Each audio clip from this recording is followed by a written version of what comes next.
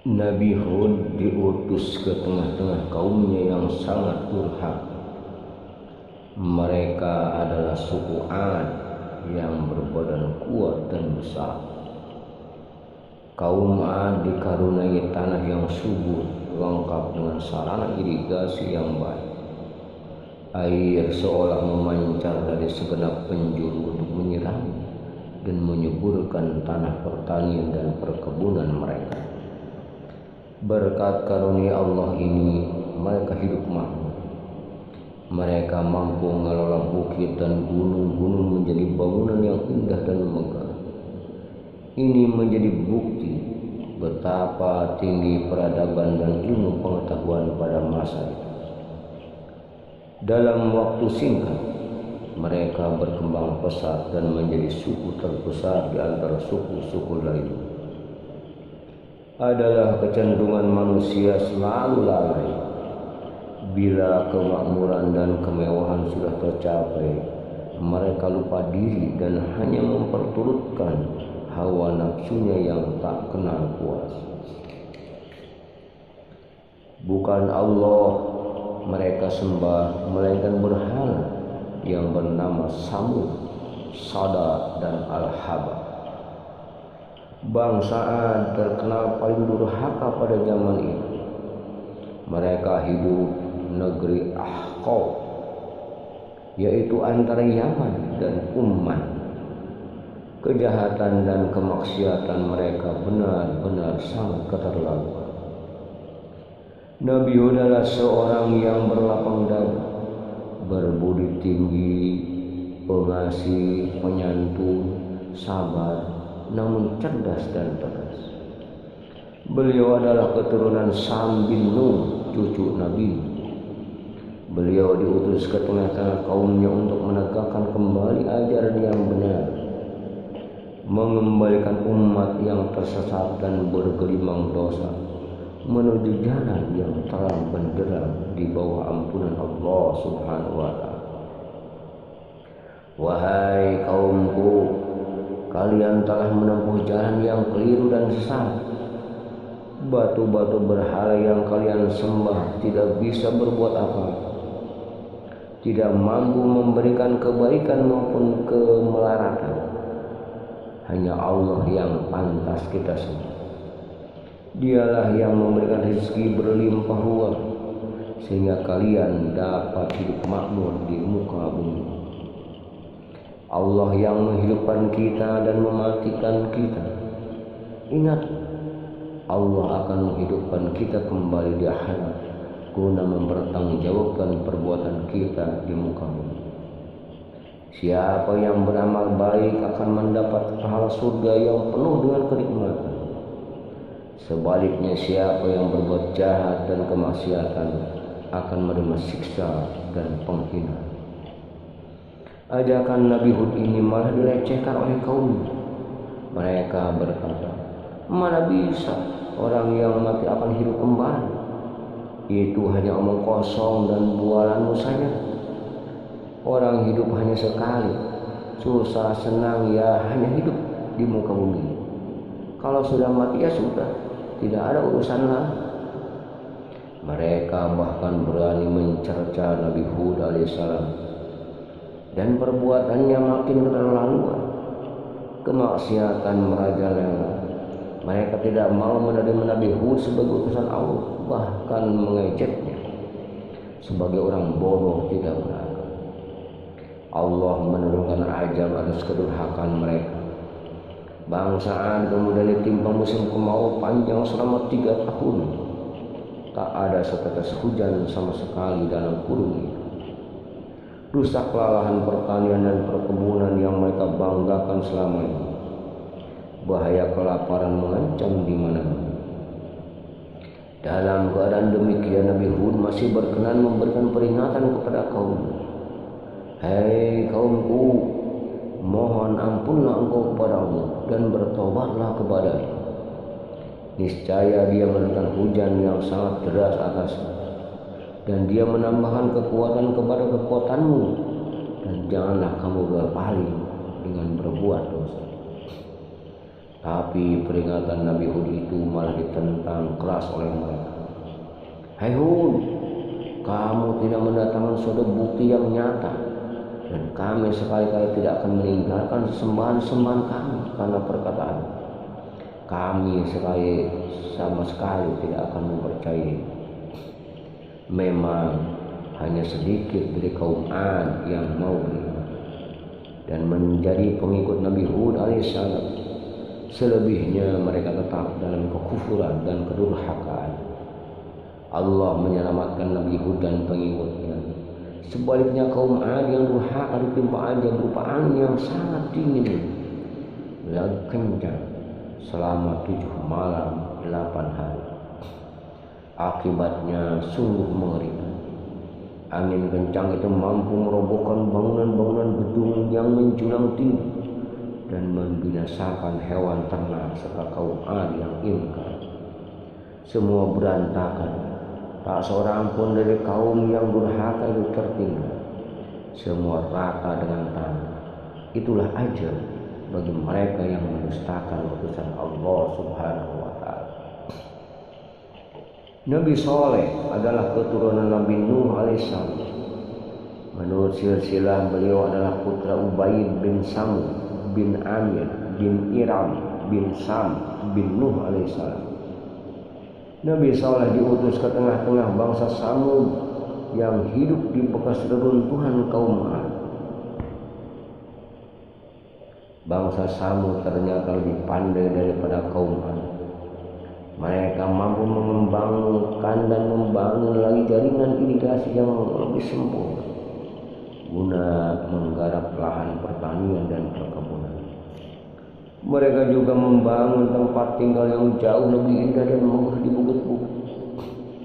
Mereka hidup makmur dan berlomba-lomba dalam kemegahan.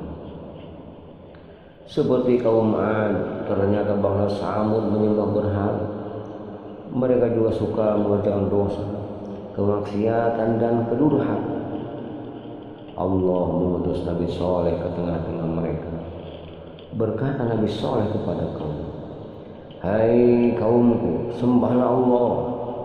Tidak ada Tuhan selain Dia. Janganlah kamu menyekutukannya dengan sesembahan. Allah telah menciptakan kamu dari tanah. Dia yang menjadikan kamu bisa membangun dengan menjadikan sarana-sarananya. Maka sudah selayaknya kalian memohon ampun atas perbuatan dosa kalian. Bertobatlah kepadanya. Sesungguhnya Tuhanku amat dekat rahmatnya dan memperkenankan doa hamba-hambanya. Namun kaum Samud tidak menghiraukan ajakan Nabi Saleh. Mereka bahkan mendustakan Nabi Saleh dan menganggap Nabi Saleh sebagai pembual belaka. Bagi Nabi Saleh, dakwah adalah tugasnya. Ia tidak mengharapkan upah dari kaumnya. Ia hanya menyampaikan. Maka tanpa putus asa, dengan sabar dan telaten, ia tetap melancarkan dakwah untuk menyembah Allah dan meninggalkan kekufuran. Nabi Saleh dituntut kaumnya mengeluarkan mukjizat. Jika Nabi Saleh giat melaksanakan dakwah, kaum Samud juga giat berusaha untuk memalingkan perhatian umat dari Nabi Saleh. Mereka mencari berbagai upaya agar Nabi Saleh diremehkan seluruh bangsa Samud. Pada suatu hari kaum Samud menemui Nabi Saleh. Hei Saleh, kalau engkau memang benar seorang nabi, maka datangkanlah suatu keajaiban. Jika engkau tidak bisa mengeluarkan mukjizat, berarti kau seorang pembohong.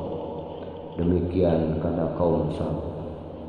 Menghadapi tuntutan demikian, tak ada jalan lain bagi Nabi Saleh kecuali memohon kepada Allah agar memberikan mukjizat kepadanya. Allah mengabulkan doa Nabi Saleh. Pada suatu hari Nabi Saleh mengajak kaumnya untuk pergi ke kaki gunung. Orang-orang kafir itu mengikuti Nabi Saleh, bukan karena mempercayai Nabi Saleh, melainkan berharap agar Nabi Saleh tidak bisa mengeluarkan mukjizat. Dengan demikian mereka dapat mengolok-olok dan menghina Nabi Saleh. Tetapi betapa terkejut orang-orang kafir itu. Tak lama setelah mereka berkumpul di kaki gunung, tampaklah seekor unta betina yang bagus rupanya.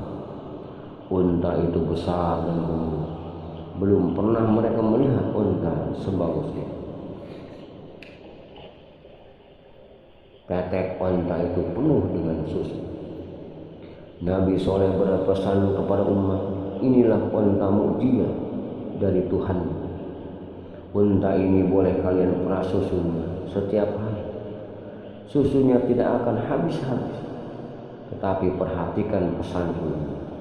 Unta ini harus dibiarkan bebas berkeliaran. Tidak seorang pun boleh mengganggunya. Unta ini juga berhak meminum air sumur bergantian dengan penduduk. Jika hari ini unta ini minum, maka tak seorang pun dari penduduk boleh mengambil air sumur. Sebaliknya, besok para penduduk boleh mengambil air sumur dan si unta tidak minum air itu sedikit pun juga. Kaum Samud setuju dengan perjanjian itu. Hari itu pula unta mujizat langsung menuju sumur dan meminum air. Para penduduk segera mengambil tempat susu dan memerah susu unta itu berganti. Sejak munculnya unta yang membawa berkah air susu, masyarakat dari orang-orang yang beriman bertambah kuat dan tebal iman. Sedangkan orang-orang kafir semakin iri dan menaruh dendam kepada Nabi Soleh. Mereka tetap berusaha mematahkan dakwah yang dilancarkan Nabi Soleh. Orang-orang kafir itu kemudian mengadakan sayembara. Siapa yang berani membunuh unta Nabi Soleh, maka mereka akan dapat hadiah berupa gadis cantik. Tersebutlah dua orang pemuda nekat mengikuti sayembara itu.